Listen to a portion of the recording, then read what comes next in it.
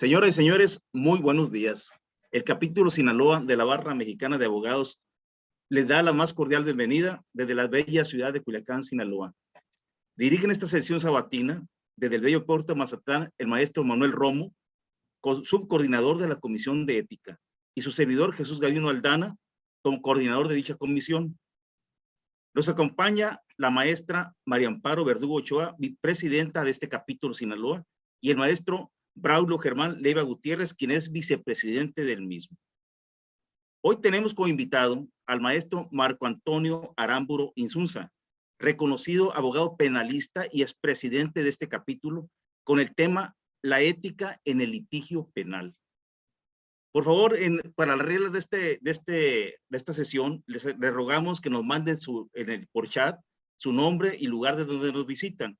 También les informamos que los micrófonos permanecerán apagados en todo momento. Cuando deseen participar, pedimos lo hagan por el mismo chat y una vez terminada la sesión, Manuel nos hará el favor de leer sus preguntas o comentarios. Bien, agradecemos también la presencia en esta mañana de siempre omnipresente Eduardo Tapia, también el maestro Francisco Riquelme, Víctor Cabrera, Linda Lezama, Alejandro Díaz, que va en camino a su destino. Le deseamos un excelente viaje. Bien, a todos los colegas, abogados y amigos que nos están acompañando el día de hoy, muy buenos días. Agradecemos su presencia nuevamente. Y antes de pasar a esta sesión, al inicio de esta exposición, quisiera que nos brindara unas palabras desde la bella ciudad de México, la maestra Amparo Verdugo, que es nuestra presidenta de este capítulo. Maestra Amparo, adelante, por favor. Muchas gracias, maestro Gavino. Pues nada más agradecerle a nuestro ponente su disposición para compartir con nosotros esta mañana con un excelente tema. Ya estuvimos ahí en el previo comentando. Muchas gracias, Marcos. Y gracias a la Comisión de Ética por la organización de esta sesión. Gracias a todos los que nos acompañan el sábado. Sabemos que no es fácil y aún así, sábado aquí estamos. Muchísimas gracias y pues adelante con la sesión. Muchas gracias, maestra. Bien, ahora cedo los micrófonos al maestro Manuel Alonso Romo para que nos haga el favor de hacer la presentación del maestro Marco Antonio Aramburu. Adelante, maestro Manuel. Gracias, maestro Gavino. Buenos días a todos nuevamente. Como ya bien lo presentó nuestro coordinador de la Comisión de Ética, el maestro Gavino Aldana, nuestro orador huésped en esta ocasión es nuestro past president Marco Antonio Aramburu Insunza, de quien me permitiré leerles un breve currículum. Dentro de sus estudios realizados cuenta con la licenciatura en Derecho, que la cursó en la Universidad Autónoma de Sinaloa en la ciudad de Culiacán, Sinaloa. Tiene también una maestría de amparo por la Universidad Autónoma de Durango. Cuenta con una maestría en juicios orales, igualmente por la Universidad Autónoma de Durango. También cursó la maestría en Derecho Procesal Penal en el Instituto de Estudios Superiores de Derecho Penal y con una especialidad que tiene de responsabilidad de las empresas y compliance. Esta fue en la Fundación General de la Universidad de Salamanca, España. Voy a ser breve en cuanto a su currículum porque quiero ser respetuoso de los tiempos y nuestro orador huésped va a tener que salir de donde se encuentra en un vuelo. Entonces voy a resumir mucho su gran experiencia laboral y su experiencia académica. En cuanto a la experiencia laboral, cuenta con una amplia experiencia, como ya lo he dicho, como abogado postulante especializándose en la materia penal y en el compliance en esta materia. En cuanto a la experiencia académica, se ha desempeñado como profesor en diversas universidades y escuelas de nivel superior. También ha sido ponente de diversas materias en congresos, diplomados y conferencias. Y es miembro de la Barra Mexicana Colegio de Abogados desde el año 2016, de la que ha sido presidente y coordina el área de Derecho Penal del capítulo Sinaloa. Antes de que inicie su ponencia, les pedimos mantener los micrófonos apagados, tal como lo mencionó nuestro maestro, el maestro Gavino Aldana. Y les recomendamos a los asistentes que al final se harán las preguntas y las que tengan y nos hagan llegar por el chat, les daremos lecturas por orden de llegada. Ok, muy adelante. Entonces, maestro Marco Antonio, usted me dice cuándo iniciamos con la presentación. Muchas gracias, Gabino, muchas gracias, Manuel, Amparo y Braulio. Muchísimas gracias a mis compañeros, consejeros nacionales y presidentes de capítulo que nos acompañen, compañeros barristas e invitados. Muchas gracias por levantarse el día de hoy temprano para escuchar la plática de su servidor.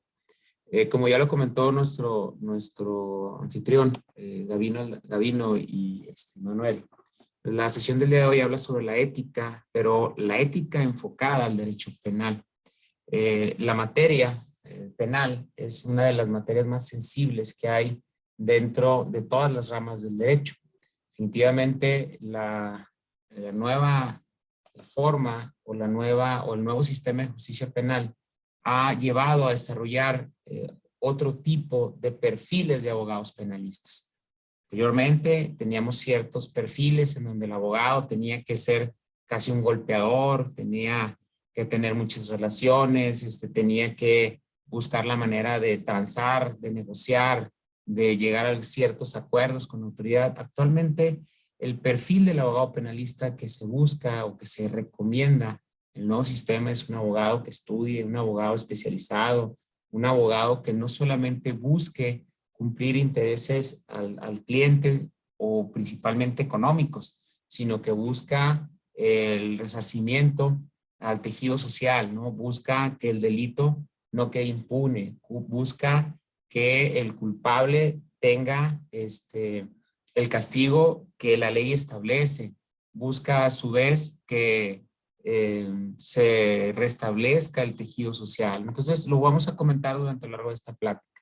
Si me puedes ayudar, por favor, Manuel, con la proyección, te lo agradecería. Y pues bueno, parto el tema de la ética en el sentido, pues, de poder establecer cuál es el concepto de ética. Si le puedes llegar a la primera lámina.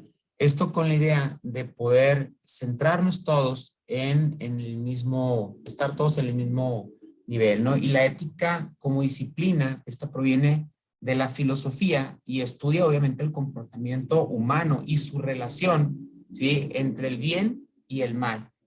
Encuadra preceptos morales sobre el deber, sobre la felicidad y sobre el bienestar común. Obviamente esta palabra tiene el significado perteneciente al carácter, ¿no? Busca o establece el concepto relacionado con el carácter del individuo, ¿sí? Y obviamente cómo este carácter va a ser influyente o va a ser definitivo en el comportamiento social, pero a su vez profesional de nosotros los abogados, ¿no? Si me puedes llegar con la siguiente lámina.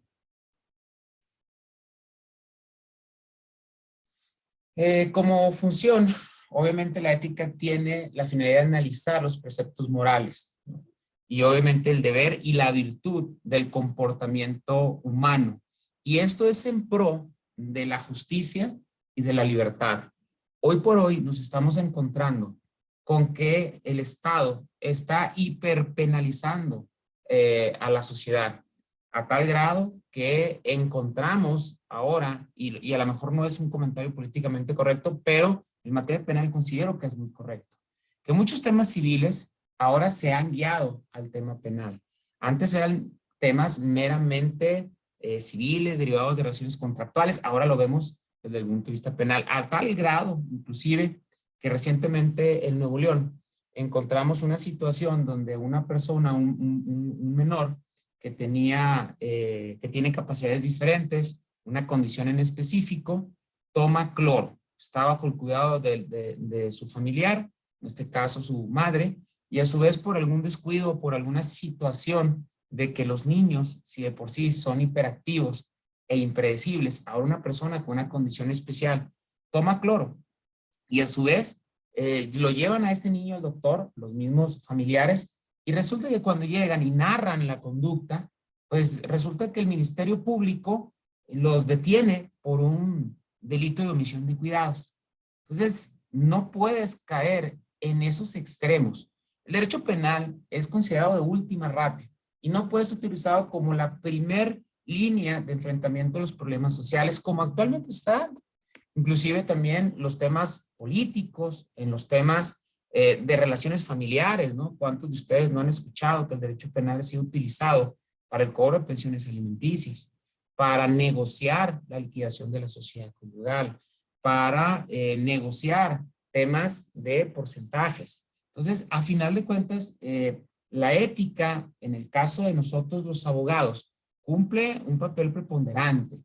¿Por qué? Porque nosotros debemos de anteponer el tema de la justicia y de la libertad sobre el interés personal, ¿sale? Ya sea de nosotros como profesionistas o como abogados, como también de nuestro cliente. Y obviamente la función de la ética tiene que estar dividida dependiendo obviamente del sector o al área en el que vayamos a aplicarla. En el caso de nosotros, buscamos el concepto de la ética normativa o la deontología o deontológica, en el cual establece principios para guiar los sistemas normativos y deberes en el ámbito del interés común. Es decir, tratar a los demás como quieres que te traten, no hacer lo que no quieres que te hagan. Entonces, a final de cuentas, estas reglas generales que son de cultura general y son conductas de buenas prácticas o son conductas del buen individuo, pues vemos cómo no solamente es un tema de cumplimiento de ley, al no hacer lo que no debes, al no quedarte con lo que no es tuyo, al tratar a los demás como tú quieres que te traten, sino que también son principios en algunos casos del propio derecho. Si me puedes ayudar con la siguiente lámina, por favor, Manuel. Por lo tanto, tenemos que diferenciar que la moral define el cumplimiento de las normas surgidas de la costumbre. La ética define los principios que guían el comportamiento. En cambio, en el caso de la ética es un tema también personal. Es un tema que analiza las acciones humanas, pero también las normas, pero sin esa limitante de la moral. Claro es que nos hace imponer la ética sobre el principio moral. Es decir, que la ética solo define las normas explícitas para los profesionales en el ejercicio de sus funciones. Y esto es con la finalidad de garantizar el correcto cumplimiento o que actúe correctamente en base no nada más a la norma moral, sino al deber profesional. Entonces, en algunos de nosotros, sobre todo en el tema de la materia penal, hemos visto cómo ciertos asuntos, ciertos casos, choca el tema moral sobre el tema ético. Entonces, algunos de nosotros hemos podido conocer ciertos asuntos en donde por un tema de moral decidimos no conocer más o decidimos no tomar ciertos asuntos. Pero esto es para los abogados que están en el libre ejercicio de la profesión, porque tendremos que entrar también al debate de si los ministerios públicos con una cierta formación moral y ética pueden o no ceder ese tipo de asuntos a otros compañeros con una moral diferente o una formación diferente a la que ellos tienen, posiblemente hasta religiosa. ¿Por qué? Porque la religión es una base estructural o forma una base dentro de la estructura social en algunas culturas. Y el cómo, desde el punto de vista de delitos sexuales, el punto de vista de privaciones de libertades, de privaciones de la vida, en fin, de una serie de conductas que algunos las consideramos inmorales. Podemos decir que todas son impropias o no son correctas, son violatorias a lo que marca la norma. En general, el delito son conductas que están tipificadas o están señaladas como prohibidas por la ley. Entonces, pero obviamente dentro del rango de esa lesividad que causa la conducta desplegada por el individuo, sí podemos afirmar que hay unas que traen mayor impacto a la sociedad que otras, ¿vale? Si me ayudas, por favor, con la siguiente lámina, Manuel.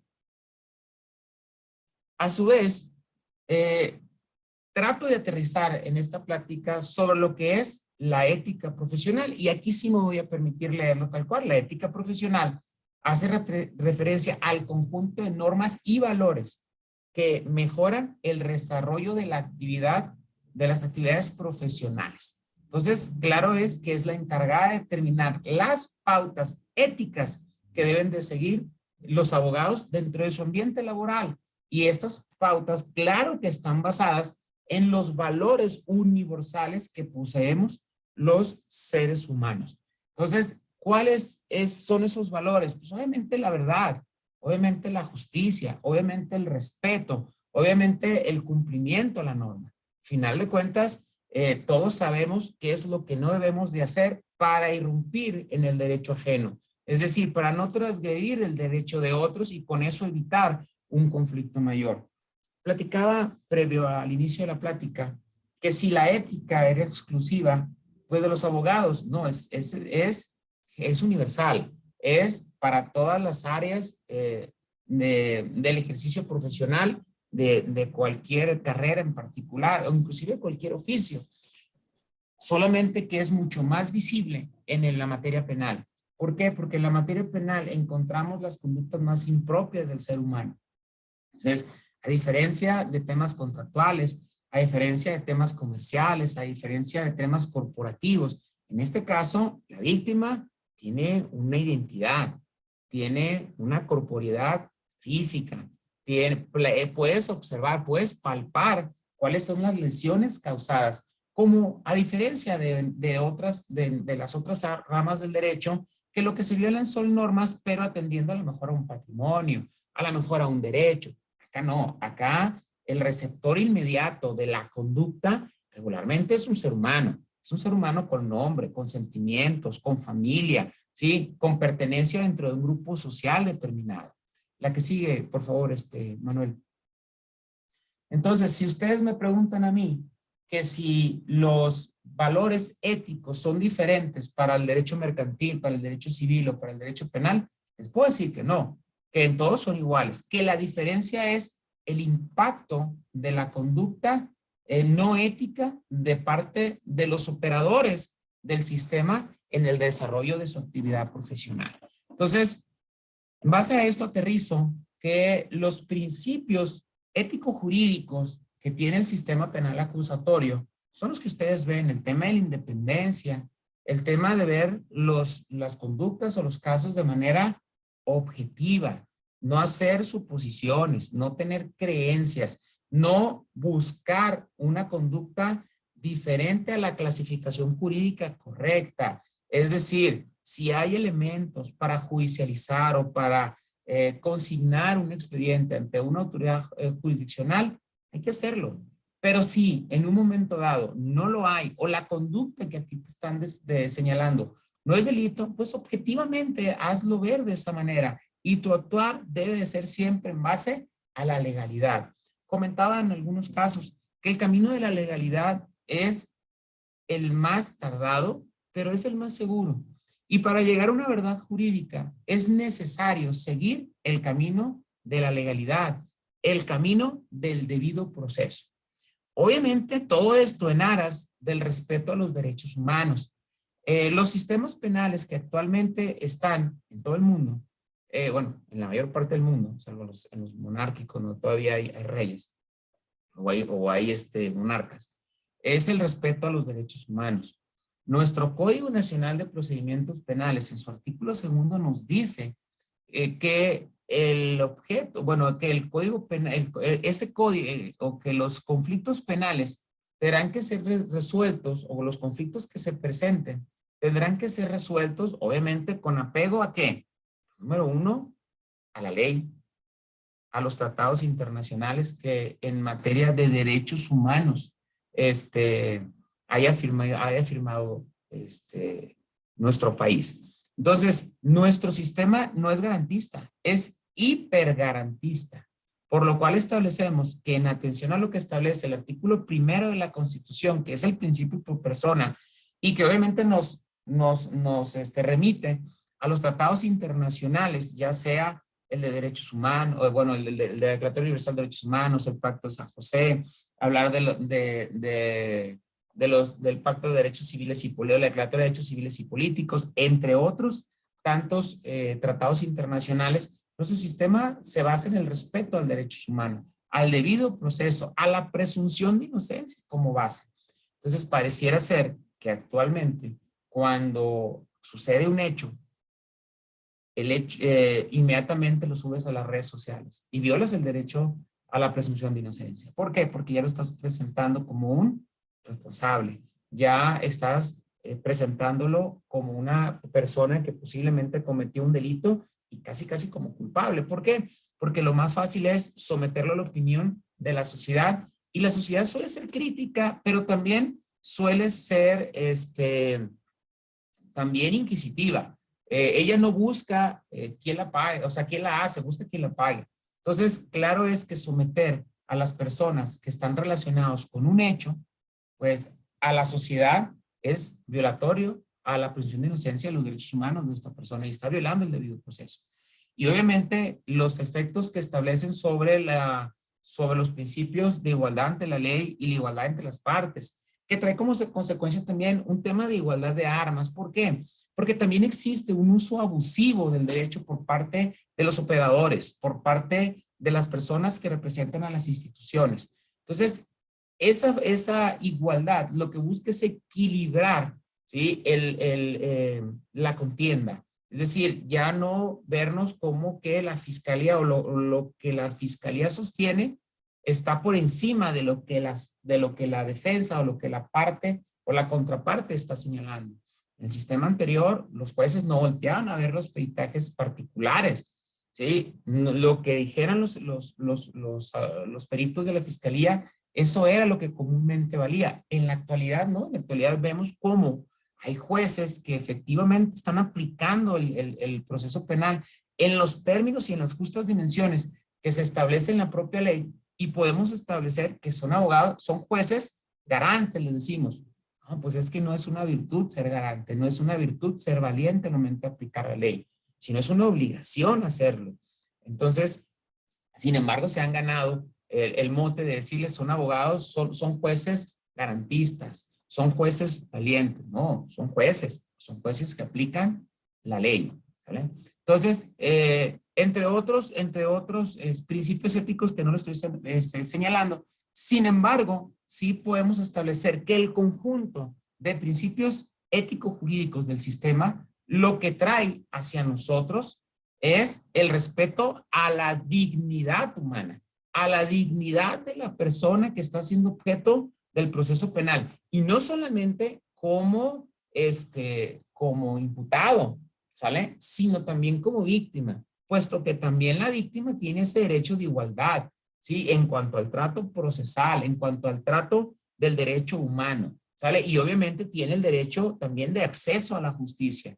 Entonces, en estos principios éticos es donde descansa principalmente el sistema penal acusatorio. Si fijan, son principios que no se establecen en algunas otras materias. ¿Por qué? Bueno, pues porque es más palpable el tema de la ética en el derecho penal. ¿Por qué es más palpable la conducta? Porque las conductas son lesivas no solamente al individuo, sino también a la sociedad. Entonces, recordemos que una de las finalidades del derecho penal, además de que el delincuente o que el delito no quede impune, pero también el proteger al inocente, pues es obviamente restaurar el tejido social, lo que es la justicia restaurativa, que es a final de cuentas lo que el abogado del nuevo sistema también debe buscar. No es la confrontación, no es en todos los casos el litigio. Y esto también no es una obligación de nosotros, es una obligación principalmente de los ministerios públicos, donde a ellos se les impone esa obligación de buscar, ¿sí?, la conciliación, de buscar las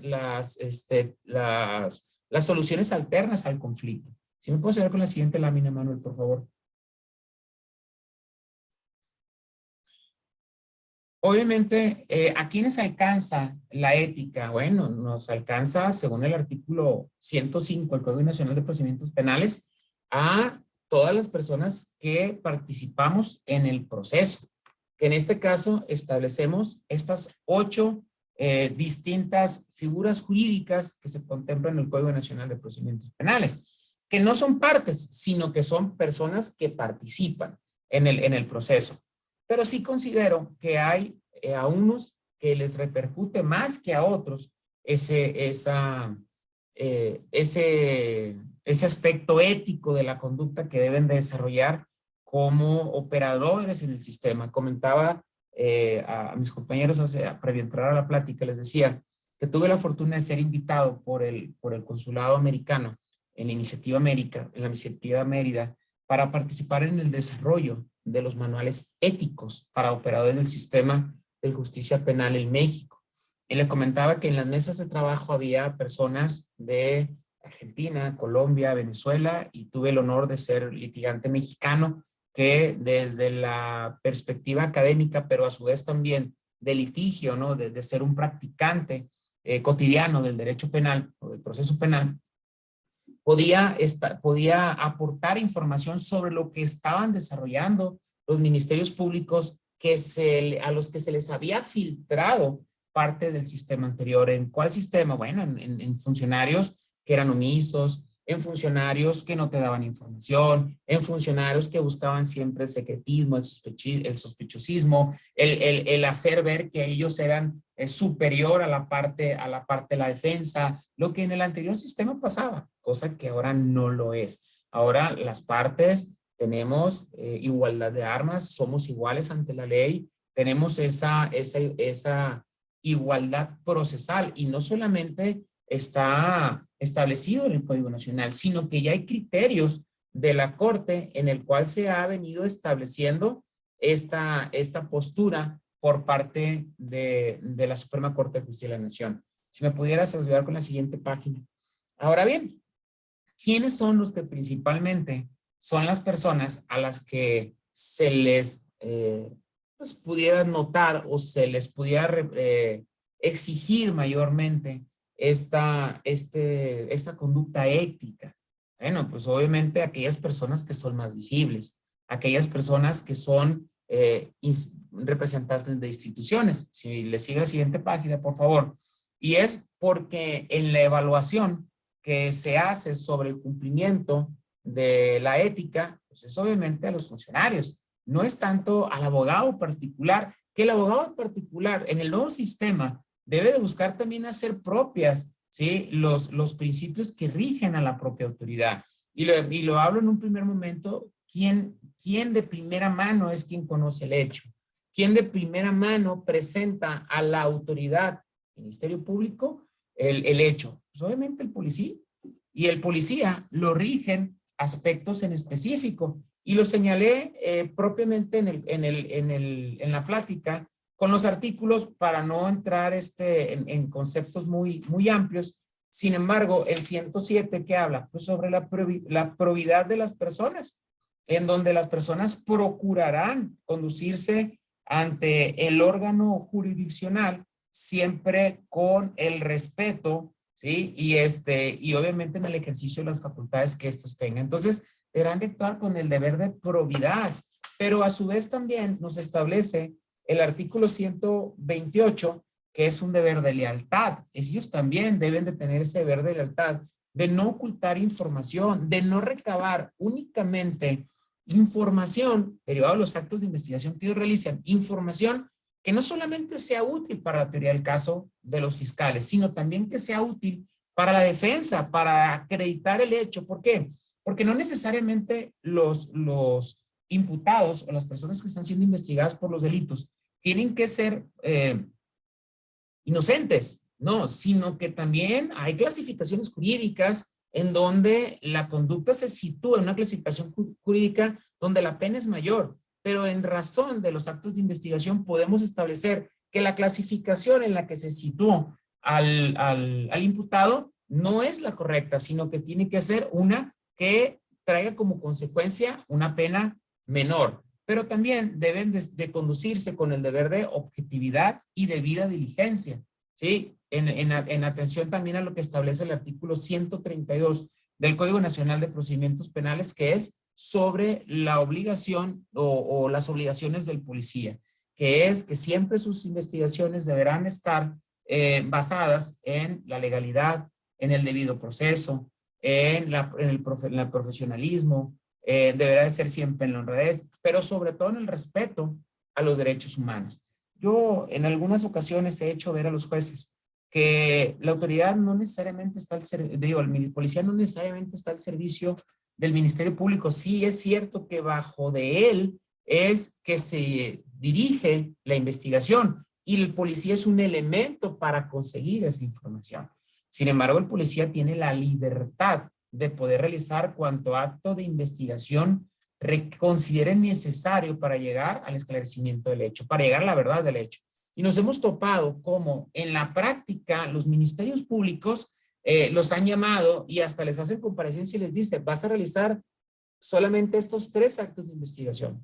Y textualmente le dicen, ¿no? Y no puedes desarrollar más actos de investigación que los que te estoy solicitando. ¿Por qué? Porque esos actos de investigación son acordes a la actividad del caso del Ministerio Público. Y eso está mal. Ahí estás faltando un deber ético, estás faltando a tu responsabilidad profesional. Entonces, el Ministerio Público de mayor manera es muy visible cuando se conduce con la falta de probidad, con la falta de lealtad, de objetividad, de debida diligencia. Recordemos que el agente del Ministerio Público como director de la investigación debe de verificar que el actuar de los policías, ya sean los de calle o ya sean los de investigación, siempre deben de estar pegados al tema de objetividad, legalidad, profesionalismo, honradez y respeto a derechos humanos. Y eso no lo establece únicamente el Código Nacional, también lo establece el artículo 21, párrafo, no recuerdo si es el 7º o el 9º de la Constitución, donde establece cómo se llevará a cabo esa investigación y retoma o del cual se retomaron los conceptos de objetividad, de legalidad, del debido proceso, de profesionalismo, de honradez. De ahí es donde nace que el actual de estas personas debe de ser siempre pegado al respeto a los derechos humanos y a los principios que establece la Constitución y el Código Nacional de Procedimientos Penales, en atención a que también en específico se están estableciendo palpablemente en artículos específicos estos valores éticos. ¿Qué tan importante es que el policía presente un hecho apegado a la verdad? Bueno, recordemos que el policía, llegado el momento, será considerado como una prueba y que lo que él manifieste en verdad o en falsedad puede traer elementos de convicción a un juez y que ese elemento de convicción puede o causar un bien o causar un mal. ¿Por qué? Porque al crear una convicción en el juzgador, esta puede ser para una absolutoria en donde la persona verdaderamente tenía que ser condenada por el hecho que desplegó, o posiblemente va a ser absuelta, ¿sí? Entonces, ven ustedes la importancia que tiene la prueba testimonial en el nuevo sistema de justicia penal. Por eso es que tanto el policía debe de conducirse en todo momento con estos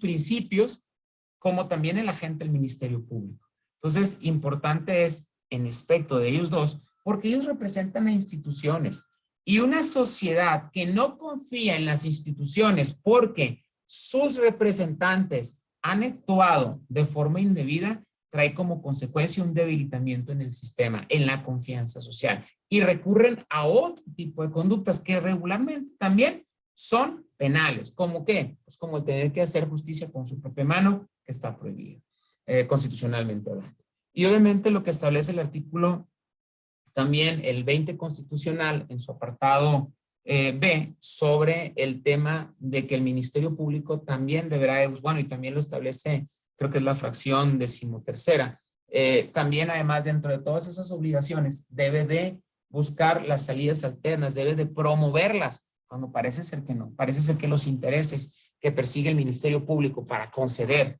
un abreviado o una salida alterna son muy diferentes a los que establece el sistema. Obviamente, el actuar con estricto apego a estos principios, ¿sí? Es un deber legal, es una obligación y si no lo hacen traerá como consecuencia un castigo. En varios asuntos que nos hemos tenido la oportunidad de trabajar, hemos mostrado a los juzgadores con videos cómo sucede en realidad el hecho. Y eso trae como consecuencia posiblemente ilicitudes probatorias.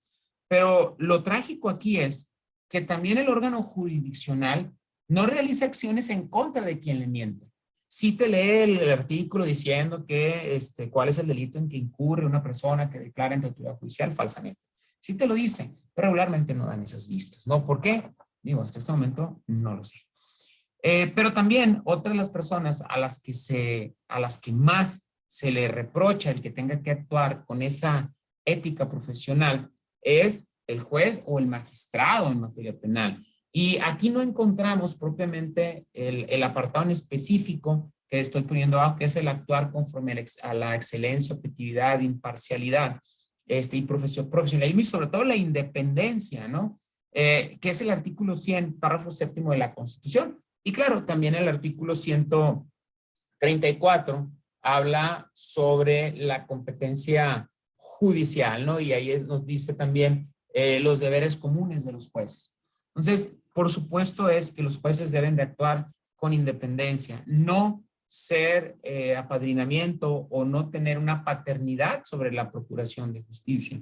Hoy por hoy a nivel nacional, a nivel internacional, latinoamericana, se han hecho foros en los cuales también me ha tocado participar orgullosamente como representante de nuestro país en esos foros latinoamericanos, en donde hemos hablado sobre el tema de la imparcialidad y donde vemos que en realidad el órgano jurisdiccional no es independiente, donde en realidad esta persona no suele ser imparcial, siempre busca el cómo tratar de minimizar o señalar como una pecata minuta la conducta del funcionario público que le tocó participar en la detención de una persona o el cómo el Ministerio Público estructuró su carpeta de investigación. Y lo hemos establecido, ¿no? Y bueno, no es un tema propio de México, es un tema latinoamericano, en donde la política criminal que deben de seguir las instituciones de procuración de justicia filtran o tienden a permear también sobre el Poder Judicial. Y aunque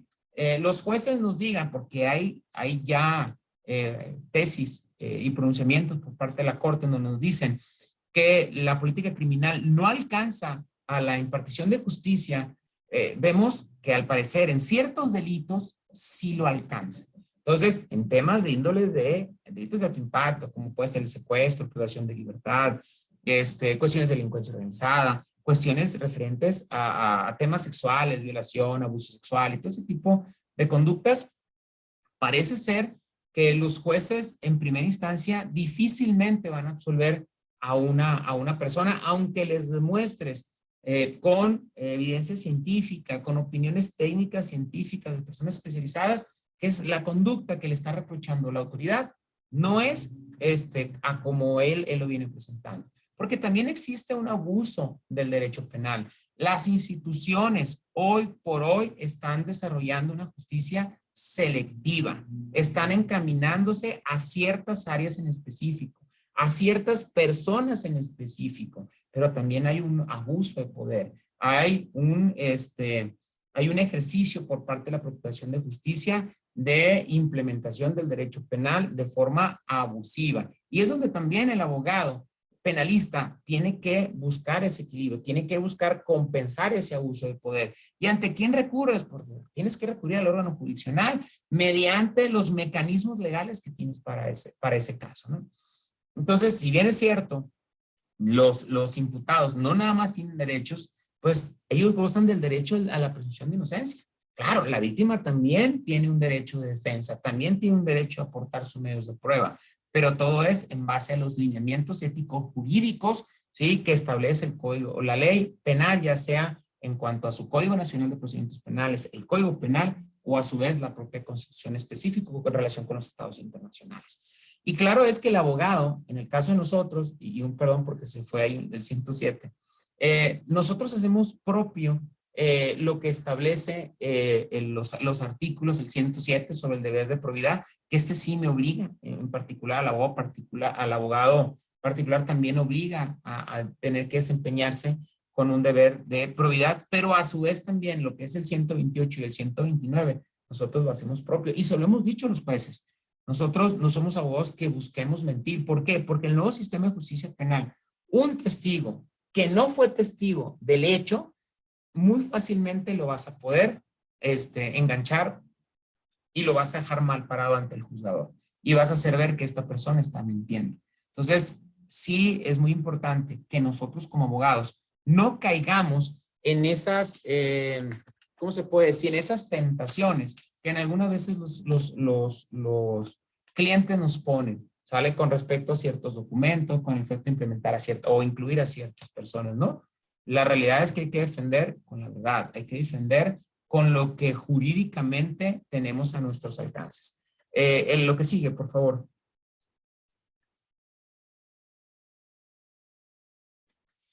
Obviamente para esto, y una vez estableciendo los principios éticos, me voy a nuestro código de ética de la Barra Mexicana Colegio de Abogados, donde establece que la actividad propiamente, o la abogacía es la actividad que dirige a la defensa de los intereses de otras personas ante autoridades y tribunales. Claro, ¿por qué? Porque nosotros como abogados no debemos de buscar recurrir a otro tipo de personas o a otro tipo de grupos para que se imparta justicia.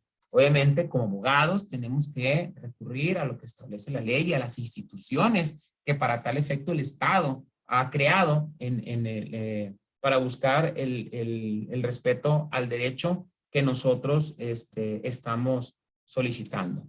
Y obviamente, fundamentalmente,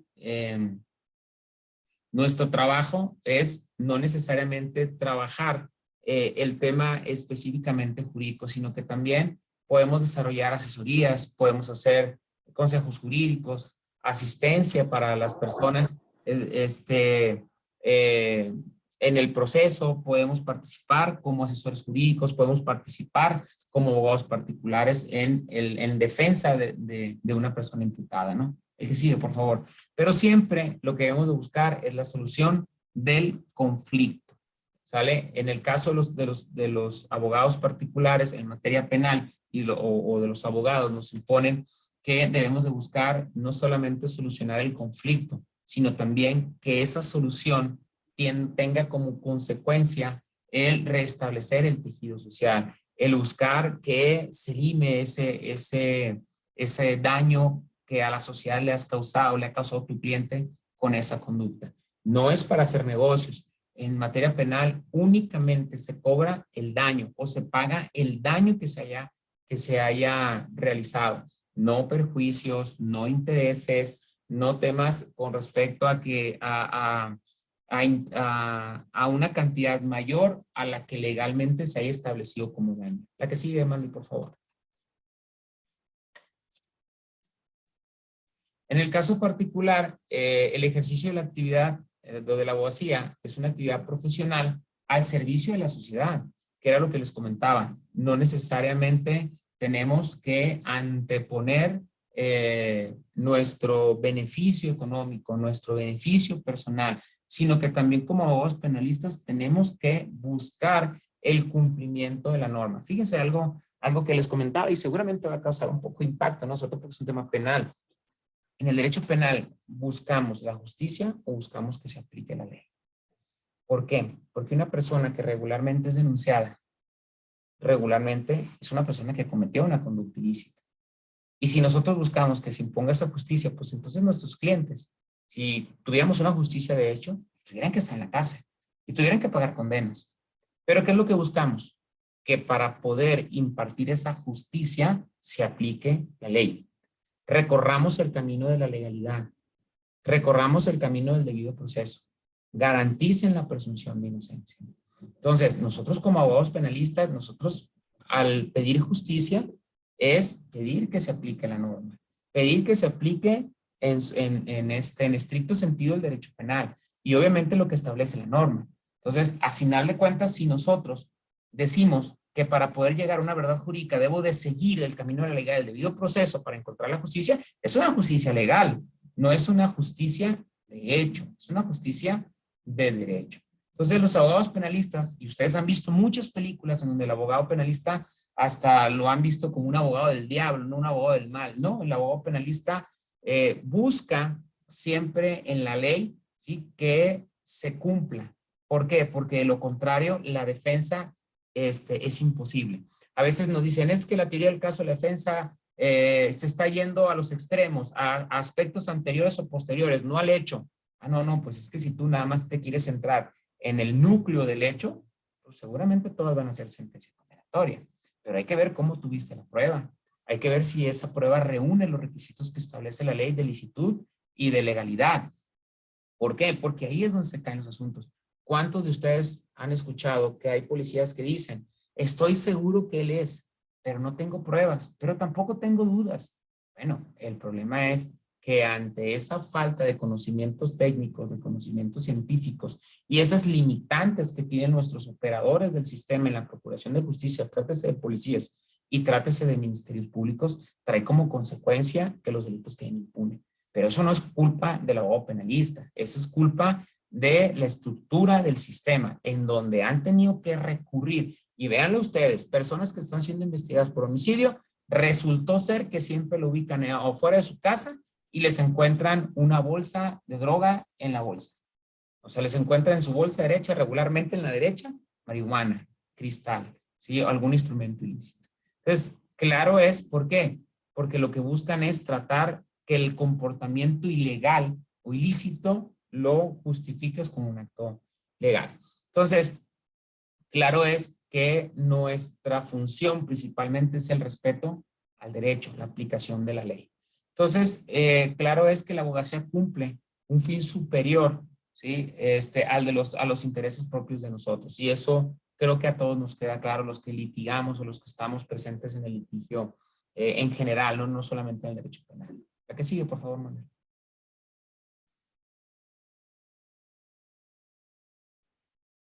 Entonces, obviamente en el caso de nosotros, el propio código de ética nos establece la debida diligencia, la probidad, la buena fe. La que sigue, por favor, Manuel, libertad e independencia, justicia, lealtad, la honradez, ¿no? Entonces, claro es que la lealtad pues, tiene ciertos límites. Claro es que buscar la justicia, en el caso es buscar la justicia legal, ¿sale? En el caso de nosotros, para llegar a una justicia legal pues, o de derecho, tenemos que buscar que se cumpla el debido proceso, que se cumplan los derechos de los imputados. De honradez, claro, creo que en todos los aspectos es un valor primordial, ¿no? El derecho, la obligación de la honradez. La que sigue, por favor.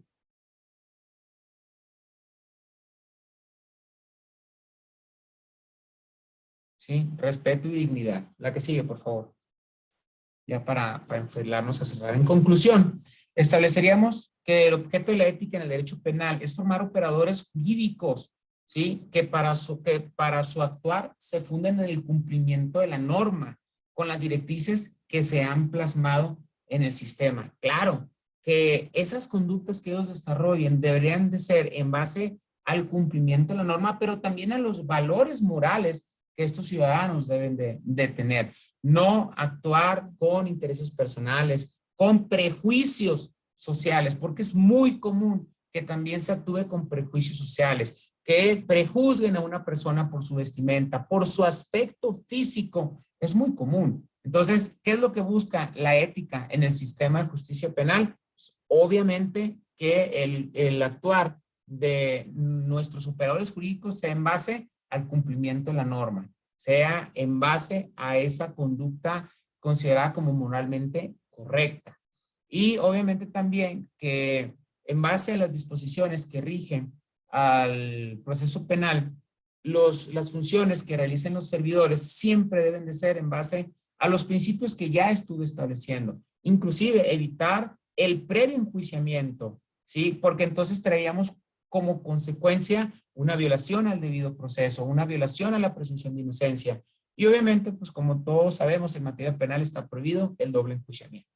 Y claro que es que en el modelo actual ya no ocupamos aquel abogado que se diga o que se venda como un abogado influyente, como un abogado con amistades, con relaciones, con poder, con dinero. No, el abogado que actualmente se requiere en materia penal es un abogado sensible, profesional, especializado. Creo yo que la parte más sensible del litigio, por tratarse de la libertad de las personas, es el derecho penal.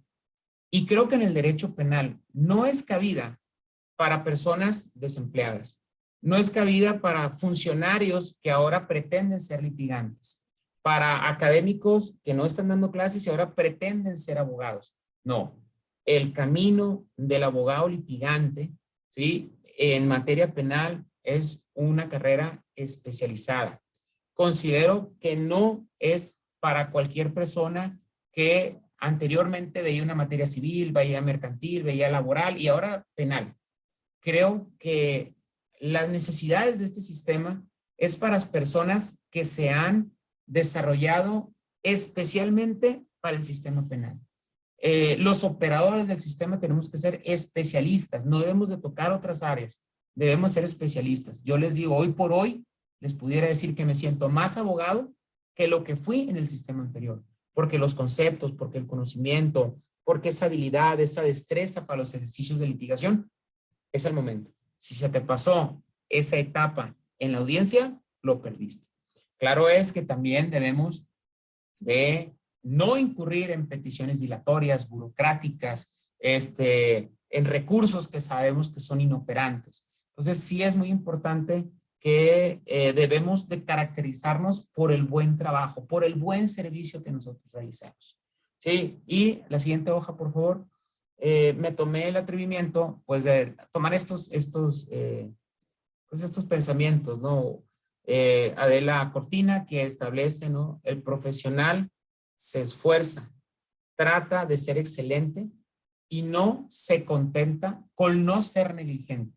El buen profesional no se conforma con cumplir la legalidad, sino que quiere llegar a la excelencia porque desea ofrecer ese bien de la mejor manera posible.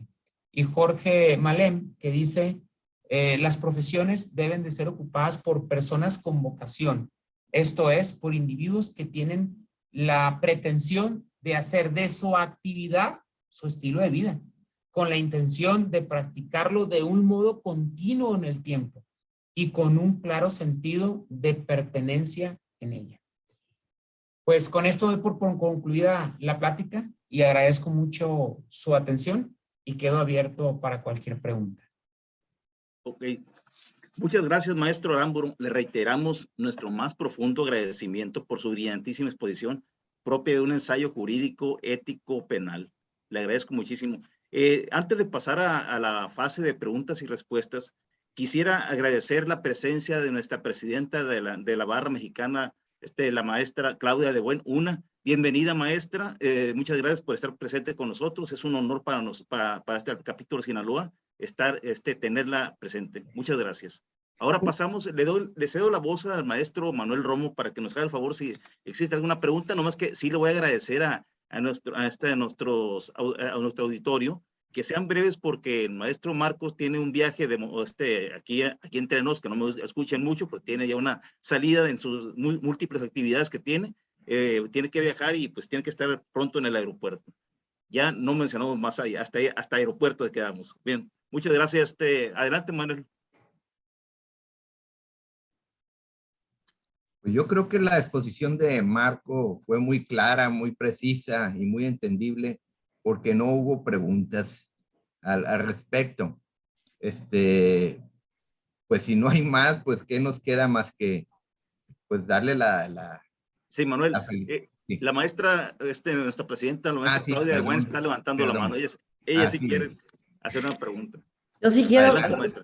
Y muchas gracias, muy buenos días a todos. Me da muchísimo gusto estar aquí y haber escuchado a mi queridísimo amigo Marco Antonio, que no sé si está un poco crudo, porque ayer tuvimos una buena comida, ¿verdad, Marco?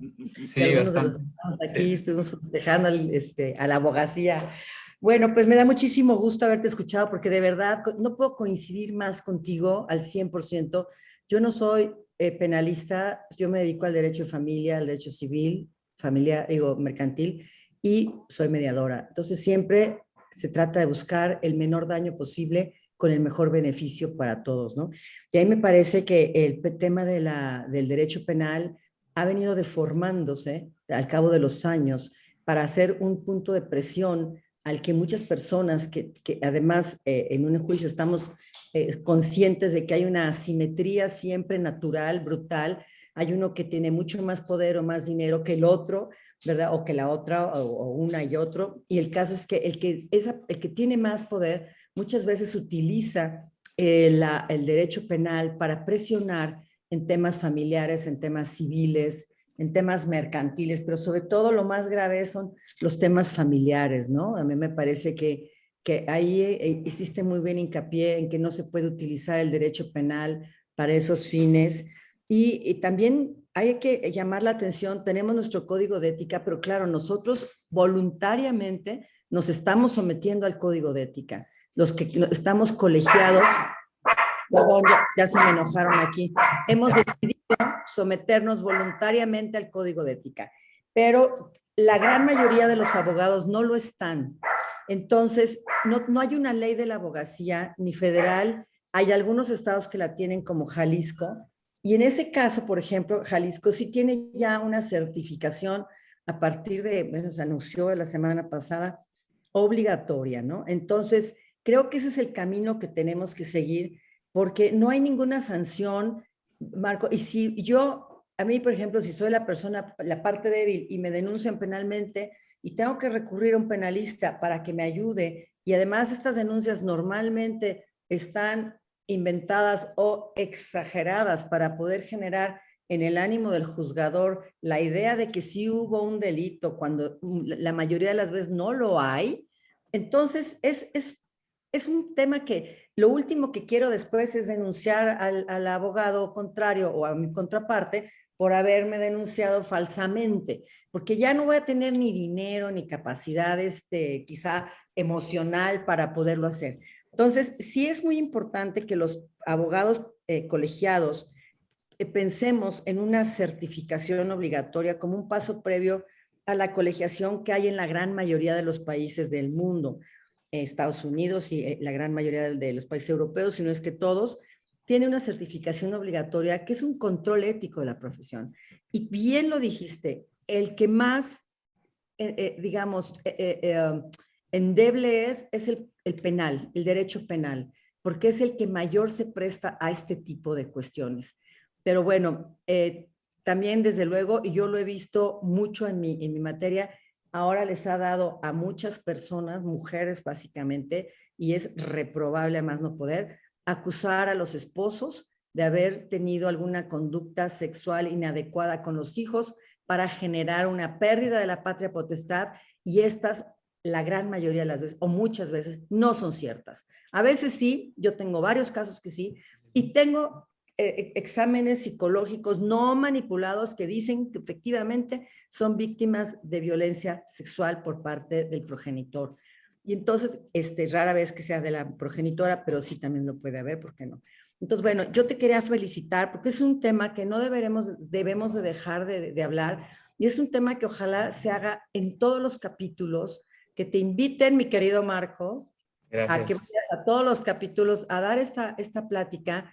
Mira, aquí está un gran abogado penalista que es Francisco Riquelme, y de verdad pudieran hacer una mancuerna, porque creo que en este tipo de asuntos es importante escuchar a varios especialistas, expertos que han manejado temas de esta naturaleza con ética, con una conducta totalmente aplaudible, ¿no? Y como tú dices, no es de aplaudir, es nuestra obligación y la obligación de los jueces. Pero bueno, muchas gracias, me llenaste de mucha información que yo no tenía y que ahora la tengo, y te lo agradezco mucho, y les agradezco a todos haberme dado este espacio para platicar y felicitarlos. Y los veo el jueves. Gracias. No, ahí te esperamos, Claudia. Muchísimas gracias. Y muchas gracias por sus comentarios. Fíjate que lo que estableces ahorita con respecto a la intervención, ¿no? en este tipo de delitos sexuales, es un tema muy palpable. Las fiscalías ahorita actualmente no quieren entrar en muchos delitos complicados que les hemos presentado, porque ellos tienen estadísticas. Entonces, la Procuración de Justicia se ha vuelto estadística. Entonces, ahorita los delitos que en Sinaloa más están judicializando son de violencia familiar, porque pues con que salga un dictamen dogmático regularmente por un tema de daño psicoemocional, pues judicializan. Delitos sexuales con el mero señalamiento judicializan. Homicidios, secuestro, que casi no lo hay, privaciones de libertad. La realidad es que en temas sexuales, en materia de familia es bien común eso, y nos ha tocado varios casos en donde de verdad, nosotros no tendemos por un tema de moral, ¿no? El tema a lo mejor prejuicioso, nosotros como abogados, ese tipo de delitos. Pero sin embargo, cuando vemos que sí es un abuso de poder o que sí es una situación que verdaderamente no nos da para un tema de delito, tampoco nos gusta el abuso del poder. Entonces nos gusta también ser esa contraparte que trata de equilibrar hacia la parte menos protegida, que se pueda seguir el debido proceso. No hay defensa. O sea, la realidad es que no hay defensa. Los jueces en automático lo van a vincular a proceso, en automático los delitos que sean de prisión preventiva los van a dejar, y son profesionistas que regularmente esas denuncias de delitos sexuales vienen a raíz de una demanda de divorcio, de una demanda que la sigue de una demanda de alimentos, que la sigue por una demanda de liquidación de sociedad conyugal y que la sigue de una demanda de custodia de los menores. Entonces, regularmente es la forma de desarticular los derechos que es que el hombre o que el papá o la pareja, ¿no? menos con poder económico tiene para poder bloquear esos intereses. Definitivamente, ahorita el derecho penal es selectivo, ¿sí? Para ciertas personas, pero tenemos un derecho penal que nosotros le decimos un derecho penal de bagatela y de política. ¿Por qué? Porque los asuntos de interés para el Estado y que dan promoción política son los que se están resolviendo, los que están trabajando y promocionando. Pero también los de bagatela, es decir, delitos en realidad para personas humildes, para no decir pobres, y para tontos, ¿no? A final de cuentas, eso yo lo escuché en Chile en una plática en un diplomado internacional de litigación oral penal, de las personas que vinieron aquí a México a implantar el sistema penal. Es en el derecho penal ahorita es de bagatela, es de tontos y de pobres. Entonces, realmente la persona que tiene dinero, pues regularmente sale muy bien librada. Entonces, a final de cuentas, ¿a qué se debe? Bueno, no lo sé, pero no requerimos nosotros como abogados penalistas tener poder, ocupamos tener conocimiento, ocupamos ser sensibles. Yo considero también que el derecho penal es de mínima intervención. Debemos de dejar al último el derecho penal, tenemos que desarrollar todos los mecanismos en otras materias para que al último pueda llegar al derecho penal. Pero aún y así que llegue al derecho penal, debemos de buscar la mediación, debemos de buscar la conciliación entre las partes, porque una persona que denuncia penalmente a su pareja, si tenemos alguna esperanza que se van a reconciliar, olvídense, jamás se van a reconciliar, y menos si lo metiste a la cárcel, ¿sí? Por un tema económico, por un tema de poder, ¿no? Entonces, sí vemos cómo a los jueces se les exige tener una mínima intervención, que las medidas sean en atención al principio de proporcionalidad, al principio de idoneidad, y vemos que en realidad no está sucediendo. Entonces, y que desgraciadamente algunos abogados de otras materias que desconocen la vía penal utilizan ese tipo de artimañas de denúncialo por alimentos y denúncialo porque tocó al niño, te está peleando la custodia, o la vecina simple y sencillamente viene y te lo dice. Y son cuestiones que ya no traen retroceso. Entonces, de verdad, dañas, manchas y extingues personas con una excelente trayectoria personal y profesional y que las vas a marcar de por vida. ¿Sale? Entonces, y que para toda la vida van a perder la confianza en el sistema y en los operadores, ¿no? No van a creer en la justicia. Perdón, a la orden. Mande, Claudia, levantaste otra vez. No, que estoy totalmente de acuerdo contigo. Lorena, creo que quería hacer algo, hablar, no sé. Sí, hola, ¿qué tal? Muy buen día, un gusto saludarles. Gracias, mi Lore. La verdad es que muy buen tema, muy manejado, muy bien. Y de hecho, Claudia, precisamente de lo que estabas comentando, en el sentido de que, pues bueno, hay que estar colegiados, de que hay que estar viendo ese tipo de situaciones, lo de la ética y todo. Desafortunadamente, ahorita incluso en Oaxaca hay un caso de un abogado donde en un juzgado de distrito interpuso un recurso amenazando, obviamente, a los jueces de distrito, mentándole la madre, diciendo palabras altisonantes. El recurso, obviamente, era extemporáneo, independientemente de ello. También le hicieron un apercibimiento, lo multaron, le dieron vista a la Fiscalía General de la República para iniciar un proceso en contra de ese abogado por las amenazas. Y de igual manera les están poniendo protección a los jueces del juzgado sexto de distrito en Oaxaca por el tipo de amenazas, porque les dijo que los iba a matar, que ya habían valido, porque no le habían dado la razón a él y que él sabía que tenía todas las de ganar. Que tuvieran cuidado porque ahora sí iba a ir sobre de ellos y que no lo conocían y que no sabían con quién se había metido.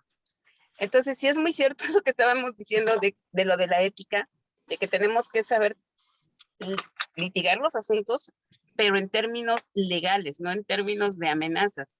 Y sobre todo eso, ¿cómo lo vamos a hacer? Bueno, pues precisamente con la colegiación, con la preparación, con el estudio, porque digo, no sé si ustedes ya han tenido oportunidad de verlo, pero es un escrito muy amenazante y que definitivamente no tiene fundamentación alguna, y lo único que sí denota es que este abogado no sabe, y aparte no sabe el problema tampoco en el que se metió en el ámbito penal, porque allá sí le dieron vista a la Fiscalía General de la República y le van a iniciar un proceso independientemente de que van a verificar todos sus datos y van a meterles medidas de protección. Entonces, Marco, la verdad, muchas felicidades, muy bien manejado tu tema y ojalá próximamente te podamos tener con ese mismo tema aquí en Veracruz porque es bastante interesante. Muchas Con mucho felicidades. gusto. Gracias, mi Lore. Gracias. Fíjate que, bueno, como dices tú, ¿no? Como abogados no podemos perder la razón, o sea, tenemos que mantener la calma. No son nuestros problemas, son problemas a los que fuimos contratados. Entonces, no es un problema propio, es un problema ajeno. Pero además, todavía, digo, este señor no lo justifico, ¿no? Porque está mal, de todas luces está mal. Pero de eso que sea una conducta penal, bueno, pues vamos analizando, ¿no? Acuérdense que para poder que se acredite el delito de amenazas, pues tendríamos que entrar en análisis de la conducta.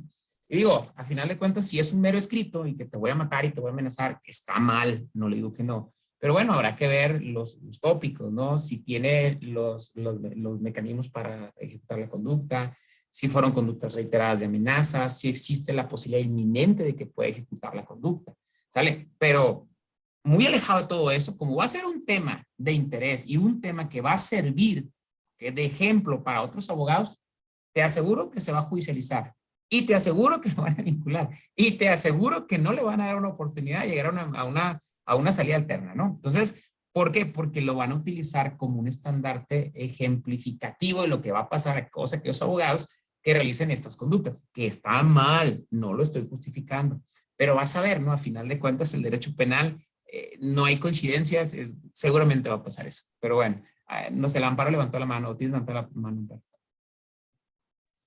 Sí, Marco, pues primero felicitarte por la exposición muy clara y la verdad es que aportas y abunda para todo lo que hemos venido haciendo en nuestro colegio, que es pues fomentar la colegiación y sobre todo el código de ética que cada vez se aplique a más, con más exactitud y que llegue a más personas. Y nada más para hacer un comentario en relación a que normalmente tenemos estudiantes de derecho en nuestras sesiones, ¿sí? De lo que comentabas ahorita de lo que debe de hacer un abogado penalista y en general en todas las ramas del derecho, pues precisamente es para lograr esa especialización, pues es estudiar más, ¿sí? Es de tener más elementos para llevar a cabo nuestra profesión y poder aplicar debidamente la ley y no incurrir en prácticas de poca ética o en prácticas que quizás en algún momento fueron comunes, recurrentes, eran los usos y costumbres.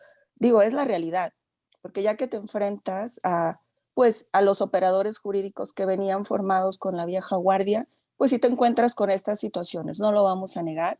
Sin embargo, precisamente para eso ayuda la colegiación, para eso ayuda los códigos de ética, para cada vez, y bueno, sesiones como la que nosotros tenemos en esta ocasión, sí, que es de educación continua, es formar y capacitar más y mejores abogados. Esa es precisamente la finalidad.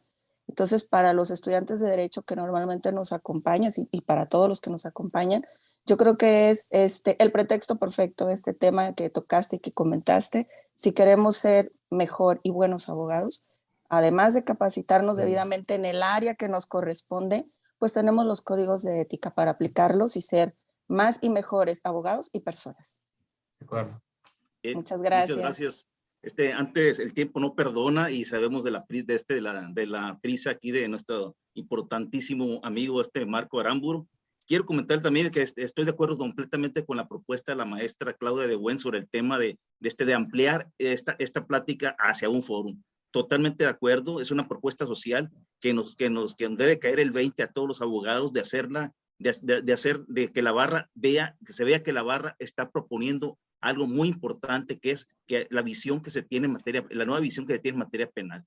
Pues, antes de retirarnos aquí de esta sesión, sí me gustaría pasarle la voz a la maestra Claudia de Buen para que nos haga el favor de dar la clausura, hacer la clausura de la sesión. Si no hay algún otro comentario. Adelante, Con mucho maestra. gusto, Gabino, es un honor para Muchas mí gracias. decir que a las 11:18 horas del sábado, 10:18 horas del sábado, ¿tú en dónde estás, Marco? Yo estoy aquí en México todavía, ya A ver, apuntar al avión pues para para que... nosotros los de la Ciudad de México y Sí. parte de la República, 11:18, y para el resto de los que están en el Pacífico, 10:18 horas, se termina la sesión. Muchas gracias, Marco. Muchas gracias. Fue una gran sesión. Me hubiera gustado que nuestro abogado general se comprometiera contigo a ir de la mano juntos a hacer este foro, porque es importantísimo, lo tenemos que hacer como sesiones especiales, y muchas gracias a todos. Qué bueno, qué padre Gracias. que nos reunimos hoy otra vez. Muchas gracias. No, claro, Ahí y no Paco, ve yo sé que... a Liceo Riquelme, ahí No, yo sé están que el hablando. Paco inmediatamente.